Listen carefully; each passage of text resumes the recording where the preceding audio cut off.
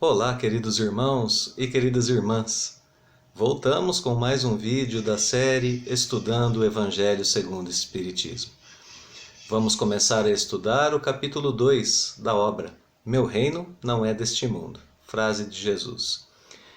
O primeiro item deste segundo capítulo é o item A Vida Futura.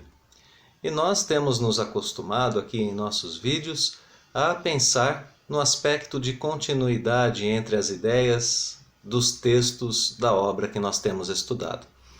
E aqui, justamente nesse título do primeiro item do segundo capítulo, nós encontramos já essa ideia de continuidade. Afinal de contas, víamos em nosso último vídeo, na instrução do Espírito Erasto, que foi a última do primeiro capítulo, a citação a respeito de uma frase de Santo Agostinho contida na sua obra Confissões. Naquela frase, Santo Agostinho dizia que tinha certeza que sua mãe retornaria do plano espiritual para lhe trazer conselhos e notícias a respeito de lá. Então, nessa frase de Santo Agostinho, já a ideia da vida futura, que será apresentada nesse segundo capítulo do Evangelho e que será aprofundada. Inclusive, é um bom momento para pensarmos no contexto geral que nós temos visto do primeiro capítulo até agora. Gostamos de interpretar o Evangelho dessa forma, o Evangelho segundo o Espiritismo dessa forma. No primeiro capítulo estão apresentadas as três revelações, de modo que essas três revelações apresentam a característica de progresso entre si. Ou seja, Moisés, Jesus e a doutrina espírita, cada uma delas complementa os ensinamentos uma da outra de forma progressiva. Jesus complementa os 10 mandamentos, trazendo mais informações, e a doutrina espírita complementa Jesus e Moisés, trazendo novas informações. Então, de acordo com o grau de maturidade do ser humano, essas leis são apresentadas. Muito bem, no primeiro capítulo, as três revelações, e a partir de agora, a partir do segundo capítulo, os desdobramentos necessários dessas três revelações. Ou seja, o que foi que elas nos trouxeram e que é fundamental ao nosso conhecimento. Agora, as leis eternas apresentadas por essas três revelações, sob as quais todos nós estamos submetidos. As leis eternas sob as quais todos nós vivemos. A primeira delas é a vida futura, apresentada aqui nesse segundo capítulo. Muito bem. O primeiro item desse segundo capítulo tem justamente esse título, como já dissemos, a vida futura, e está dividido em três partes, como quase obedecendo a um certo tipo de divisão que está em quase todo o Evangelho segundo o Espiritismo. A abertura é feita através de uma passagem do Evangelho, do Novo Testamento, no nosso caso aqui do Evangelho de João. É apresentada uma passagem do Evangelho de João, e na sequência as outras duas partes desse primeiro item a vida futura, nós temos dois tópicos, o tópico 2 e o tópico 3, que são explicações de Kardec sobre essa passagem do Evangelho de João. O tópico 2 tem 2 parágrafos, o tópico 3 é composto por 3 parágrafos. Ressaltando, sempre relembrando que isso está nessa nossa edição de Guilom Ribeiro que nós adotamos para o nosso estudo do Evangelho segundo o Espiritismo e que está disponível para download aqui na descrição do nosso vídeo. Então vamos a cada uma dessas partes. Nessa primeira passagem do Evangelho de João que dá abertura ao capítulo, nós temos a frase que dá título ao capítulo, Meu reino não é deste mundo. Jesus diz essa frase quando está sendo questionado, quando está sendo interrogado por Pilatos. Já preso, Pilatos conversa com Jesus e pergunta a Jesus, tu és rei? E Jesus diz a ele, você é quem está dizendo, tu o dizes, eu sou rei. No entanto, meu reino não é deste mundo. Então Jesus faz uma ressalva à ideia que Pilatos fazia a respeito de sua realeza. E Jesus diz uma outra frase nessas passagens do Evangelho de João que será importante para entendermos a sequência das explicações de Kardec. A frase é a seguinte, aquele que pertence à verdade escuta a minha voz. Tendo em mente essas duas frases, nós vamos agora, a partir de agora, ao tópico 2 e ao tópico 3, que trazem as explicações de Allan Kardec. No tópico 2, já na explicação do codificador, nós temos a frase de abertura que diz que a frase de Jesus, meu reino não é deste mundo, na verdade significa vida futura. Era isso que Jesus queria dizer a Pilatos quando ele disse, meu reino não é deste mundo. Jesus queria dizer a Pilatos, existe outro reino na vida futura, e é a este reino que eu pertenço. Lá eu sou o rei. Meu reino não é propriamente daqui. E se nós pensarmos em vida futura do ponto de vista de quem está encarnado, a primeira possibilidade é, certamente, estar vivendo no plano espiritual. A notícia de que a vida não termina aqui. Inclusive, nesse primeiro parágrafo, Kardec diz que isto deve ser uma meta para a humanidade como um todo, que deve esta constituir a maior preocupação do homem aqui na Terra, a continuidade da sua existência no plano espiritual. Esse é um pensamento belíssimo, pois ele muda toda a nossa perspectiva em relação às coisas da vida. Devemos viver aqui em preparação, ou no mínimo com a consciência de que nossa vida não se extingue aqui quando o nosso corpo físico, nosso corpo material deixa de funcionar. A vida continua no outro plano. Portanto, as nossas maiores preocupações devem estar na nossa continuidade. Devemos estabelecer metas para esse futuro. E diz também, Kardec, ainda nesse primeiro parágrafo, que as máximas e os preceitos morais de Jesus, inclusive, perderiam força, não teriam razão de ser se não existisse na doutrina de Jesus e na doutrina espírita essa ideia da vida futura, se não existisse esse conceito, esse preceito.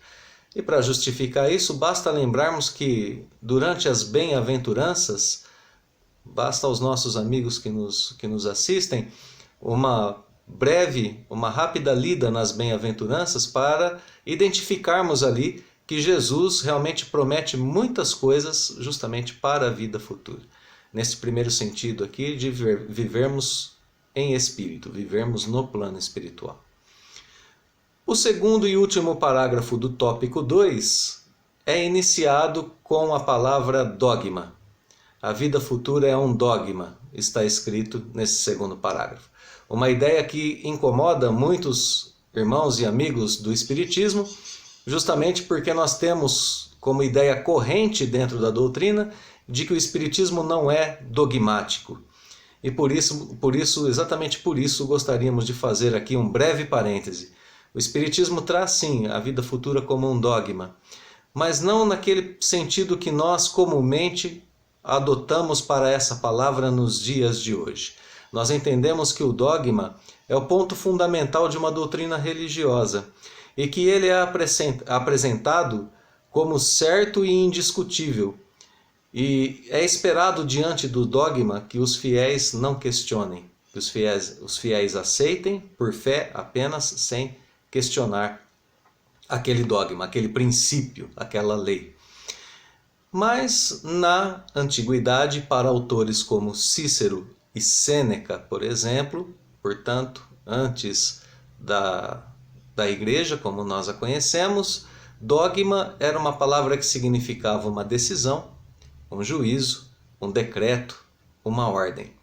Nesse sentido, essa palavra era entendida na antiguidade. Depois, ela passou certamente a indicar essas crenças fundamentais das escolas filosóficas. Eram princípios, né, que significavam então decisão, juízo, decreto ou ordem das escolas filosóficas. Depois, essa palavra foi usada para indicar a decisão dos concílios das autoridades eclesiásticas, da igreja, né, sobre matérias fundamentais da fé. Então, as autoridades da igreja se reuniam, não é? Tomavam suas decisões em concílio e a apresentavam aos fiéis que não podiam questionar aquelas verdades que eles apresentavam. No entanto, se nós explorarmos um pouco melhor esse sentido, voltando aos tempos antigos, o dogma era uma opinião sustentada em fundamentos racionais e propagada através de métodos também racionais. Então nós podemos perceber que Allan Kardec, quando usa essa palavra dogma, usa nesse sentido. Nós temos sim uma verdade, um fundamento, um princípio, um dogma, mas ele está apresentado através de fundamentos racionais. Ele atende à nossa razão, é a fé raciocinada. E foi conquistado esse princípio através de métodos que também são racionais, comprovações. Comprovações, inclusive através de fenômenos. Não é? Muito bem. Essa palavra dogma é, portanto, um eixo do ensino de Jesus, um eixo também do ensino, um princípio fundamental para a doutrina espírita. E Kardec diz que justamente isso justifica ela aparecer nos primeiros pontos do Evangelho segundo o Espiritismo. E que ela também é o que justifica algumas das anomalias terrenas. Algo daquilo que nós chamamos de injustiça aqui na Terra se justifica com a ideia da vida futura e da justiça de Deus na vida futura. Vamos ao terceiro e último tópico deste primeiro item do segundo capítulo. Allan Kardec segue as suas explicações dizendo que os judeus eram um povo que tinham ideias muito imprecisas sobre a vida futura. Eles pensavam, por exemplo, que Deus os recompensava com bens terrenos, a prosperidade terrena, a abundância terrena, se eles fossem obedientes à lei de Deus, e com vitória sobre seus inimigos. Isso eram prêmios de Deus para a boa conduta deles. E quando eles tinham uma conduta errada, as calamidades que o mundo lhes apresentava vinham como castigo. Bem, essa era uma concepção do povo judeu na época, um povo ainda não tão adiantado intelectualmente e moralmente para entender aquilo que Jesus veio revelar. Ideia também contida nesse primeiro parágrafo. Jesus veio revelar que há outro mundo na qual a justiça de Deus segue seu curso, não apenas nesse. Então se expandem os nossos horizontes e nós podemos perceber aqui que a humanidade sai claro que convive com essa ideia da justiça de Deus no plano material, mas que em certo momento rompe com essa barreira do plano material para entender a justiça de Deus já no plano espiritual, que é o patamar no qual nós nos encontramos. Precisamos antes ser tocados pelas consequências materiais para entendermos agora as consequências em plano mais longo, né? Num projeto maior para o espírito imortal. Segundo parágrafo. Jesus apresentou a vida futura, de certo modo, diz Kardec, como um princípio, como uma lei imortal. É claro que Jesus, ao retornar da crucificação a viver em espírito entre seus apóstolos, comprova aquilo que ele disse, que havia um outro reino. No entanto, o tempo passou e aconteceram ainda dúvidas e incredulidade para aqueles que não eram apóstolos, aqueles que não conviveram com Jesus, não puderam experienciar aquele fato, aquele fenômeno de Jesus estando de volta em espírito para conviver com as pessoas encarnadas aqui na Terra. Portanto, ainda há entre os fiéis dúvidas e incredulidade. E nós queremos chamar a atenção para uma frase que está nesse segundo parágrafo do terceiro tópico. Aqui nós lemos que a vida futura é uma lei da natureza de cuja ação ninguém pode fugir. Portanto, novamente a ideia de uma lei eterna vigente para todos. Uma lei eterna que diz que nós somos espíritos imortais. Essa é a apresentação principal, a ideia principal desse item do segundo capítulo. Bem, nós criamos um problema nesse segundo parágrafo, não é? Ainda há dúvida e ainda há incredulidade. O terceiro parágrafo vem para resolver esse problema colocado, dizendo que o Espiritismo veio complementar os ensinamentos de Jesus sobre a vida futura, pois agora os homens estão maduros para compreender essa verdade. Olha a palavra usada aqui. Agora os homens podem compreender essa verdade. E aqui a explicação sobre uma possível explicação sobre aquela segunda frase de Jesus, lá na abertura do capítulo, na passagem do Evangelho de João. Lembram da frase? Aquele que pertence à verdade escuta minha voz. Aquele que ouve a voz de Jesus não significa apenas ouvir, significa entender, compreender e viver a partir desse princípio, a partir desse dogma, a partir desse fundamento. da vida futura. Aquele que pertence à verdade faz isso. E a verdade é colocada aqui como a existência, a permanência da vida mesmo após a morte do corpo físico. A vida futura, assim, deixa de ser um artigo de fé para o Espiritismo para se transformar em um fato. Fato que nos é transmitido através das narrativas dos próprios espíritos que contribuíram com a codificação e que continuam se comunicando conosco até hoje em nossas reuniões mediúnicas, para aqueles que fazem parte, para aqueles que participam desses trabalhos. E a última informação desse terceiro parágrafo é que essa ideia da vida futura culmina na justiça de Deus. Nos explica melhor a justiça de Deus, nos aprofunda o nosso entendimento da justiça divina.